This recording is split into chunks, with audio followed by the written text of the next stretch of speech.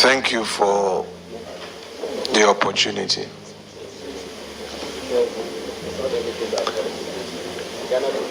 Learned Council,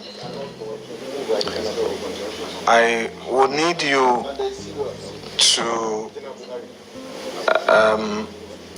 make certain clarifications, and upon those clarifications, I'm sure we'll be able to put this matter to a peaceful rest. I understood you to mean earlier that you are apologizing on behalf of your client on a post made by him, and then of course you had a disclaimer on another one. This committee, as Roxanne had earlier intimated, is only here to make preliminary determination, which determination would enable the chair of the committee very same to the plenary. Then upon that, Speaker would make a referral to the Privileges Committee. However,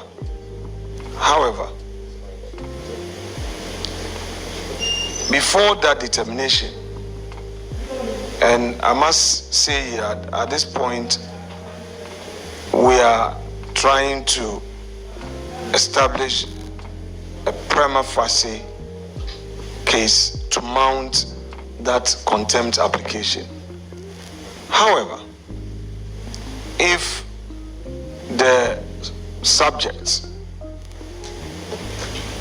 is here to say, look, I am sorry, it ends the matter. There will be no need to make any referral. There will be no need to take the matter up at the plenary. So we put it to rest. Having said that, I need you to clarify, as I earlier said. One, you introduced, and Leonard, before I get you to clarify, I need you to take note that certain matters that have already been introduced by you give rise to some inquisition. So in asking you to clarify, I'm giving an opportunity still for you, if you so desire, to put all strenuous matters that were earlier introduced to a peaceful rest, if you so desire. So one, you had said that your client was only a whistleblower, was being a whistleblower. To say your client is a whistleblower, meaning that he's exercising his right in law, having come across an issue, and as part of his democratic right and to enrich democracy, he has decided to blow the whistle. To blow a whistle must be founded on something.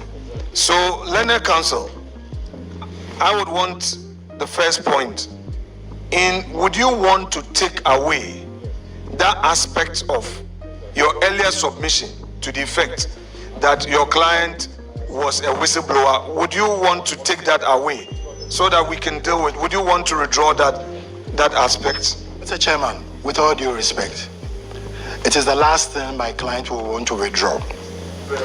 It is the last thing my client will want to. He's instructed me.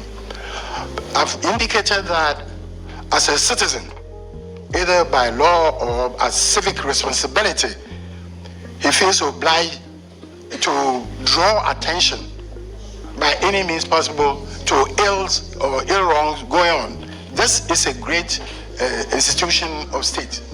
And my client says that he saw something, he heard other things, he was worried, so he came public. It is the obligation of every citizen, as a citizen, not necessarily by law or the Constitution, to speak out to wrongs.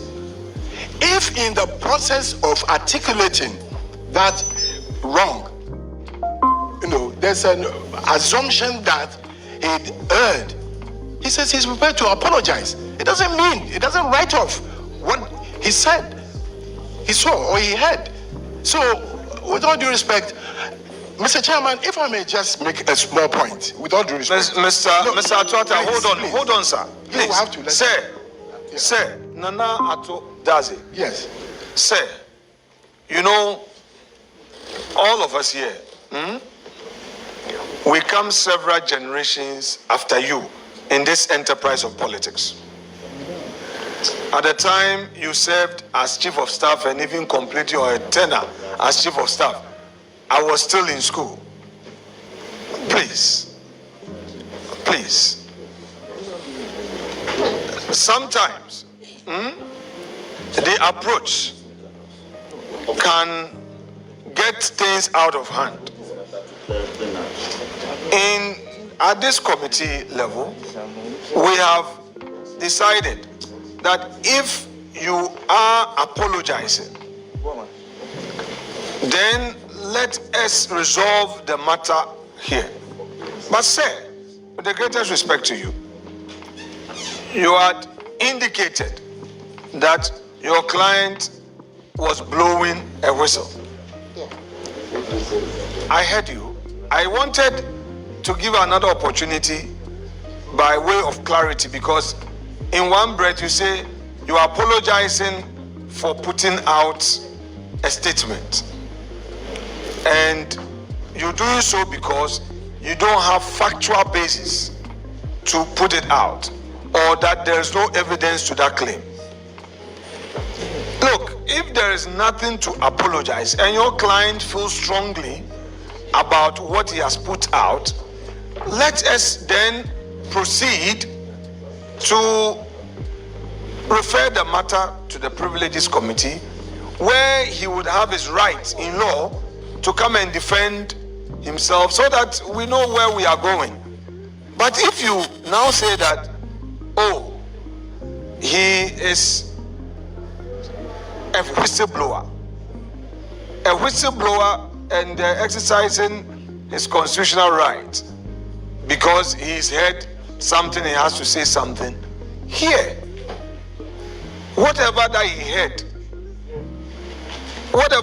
heard, you and I know that in this country, Ghana, particularly Accra here, people hear things every minute. Should we begin to be typing things that we hear? I've heard Kojo Mensah has done A, Adwata has done B, Ama Mansa is this. So we say that we are blowing a whistle. Then there will be chaos in the country. So, Leonard, with the greatest respect to you again, I know you are here on the instructions of your client.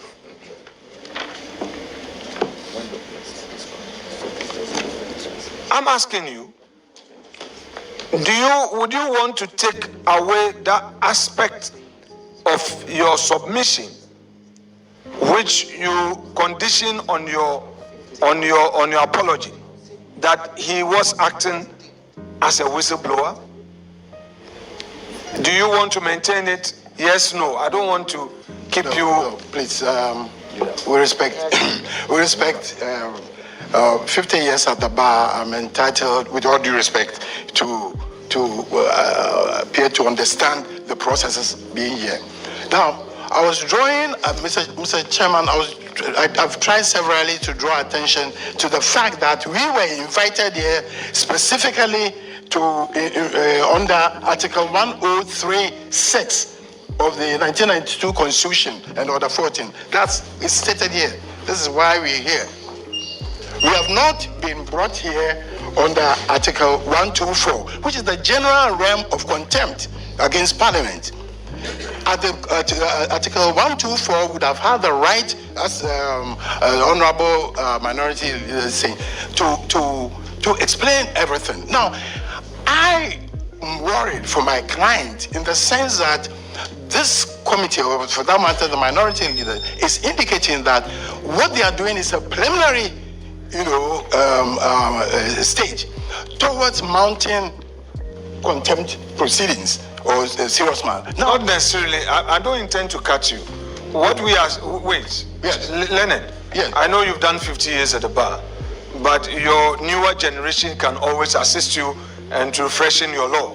So we can always come, because you've trained us well, and we have what it takes to draw attention to some discrepancies in the law. So you've done 50 years, I respect that. But please, pay attention to the proceedings. What we're saying is very simple. We've heard something. The committee has invited you. You have in fact given respect to the committee by appearing. The committee is finding out from you the posts. On this table, you have confirmed one post, you've denied the other. That is fair enough. Second, you are saying that the very post that you accept as coming from you, you apologize unreservedly. What we are saying is that to the extent that at this point you are rendering an apology, the matter dies and we put the matter to a peaceful rest. It doesn't travel beyond this table. However, in view of the fact that the very apology is laced with some conditions, we want to give you an opportunity again to then clarify. Because for me, if you maintain the position that, look, you were acting as a whistleblower and that you acted based on what you heard and you had reason to rely on it, we are both counsels. Reliance, was it reasonable to rely on it? In relying on a fact, would you end up hurting somebody's interest? The reasonability tests in law of thoughts that every student knows. At what point do you rely on a matter? No, Chair, let me finish with respect. At what point do you rely on it? The whistleblower law that you refer to, including your right therein, at what point do you invoke those rights? So I am just drawing your attention to all these matters to then invite you back to the earlier point. That are you saying that I am sorry, I shouldn't have posted this, let's end it here?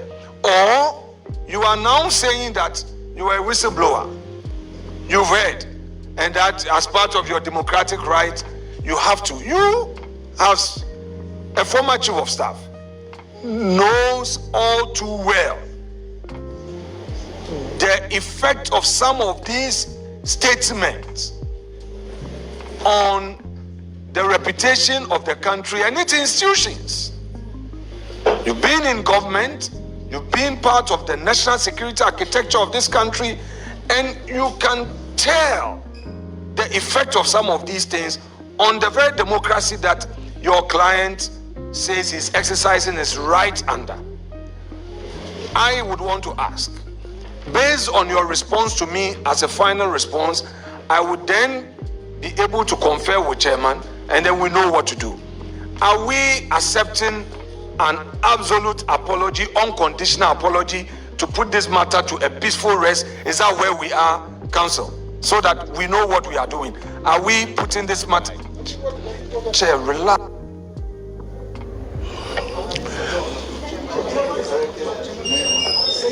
Chairman.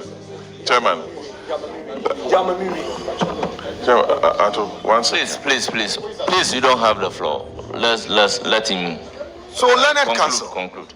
Are you here with an unconditional apology on the ownership of the other statement? An absolute one, unconditional, say so in clear language, let's leave here.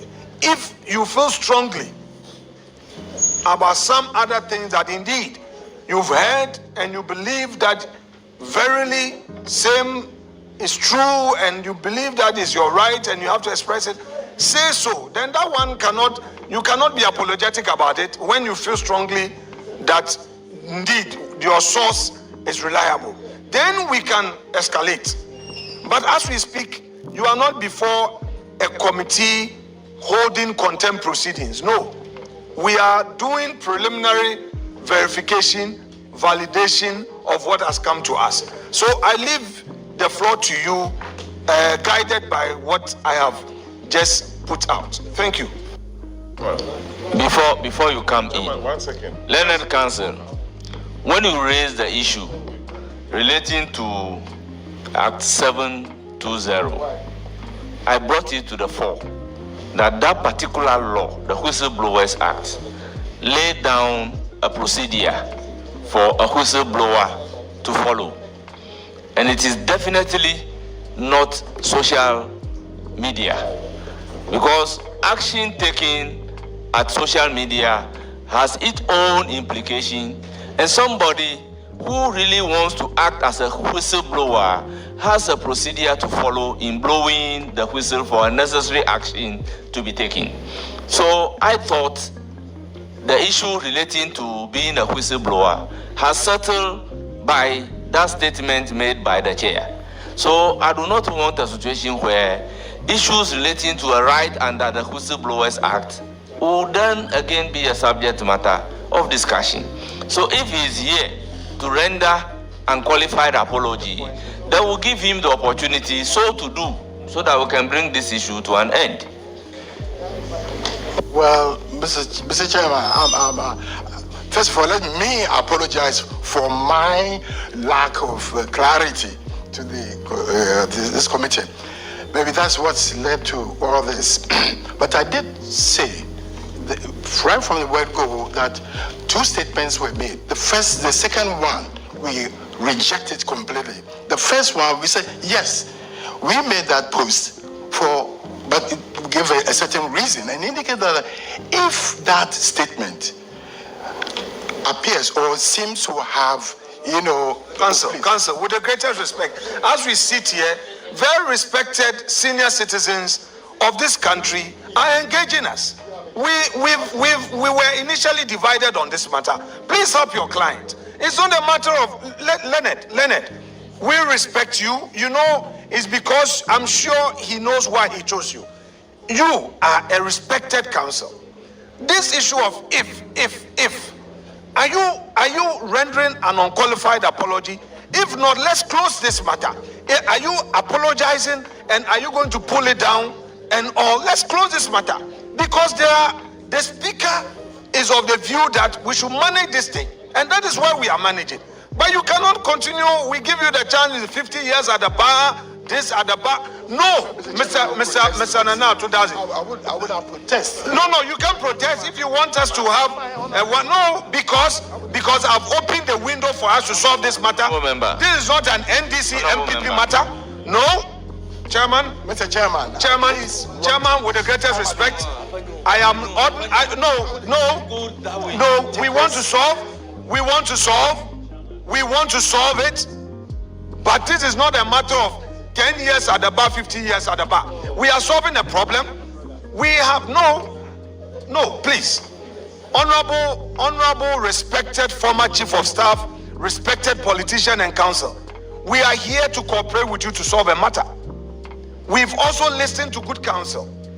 If you realize, both sides have come to a conclusion to solve this matter so that we don't escalate. I repeat, are you rendering an unqualified apology with the understanding from you that you are going to pull down the post? Yes, no. Let's proceed. Yes, Chairman, before we proceed. Record that the statement that he admitted to be the author is the one that we are asking him to render the unqualified apology. The fact that he said, I am not the author of this particular statement, it is incumbent upon the committee to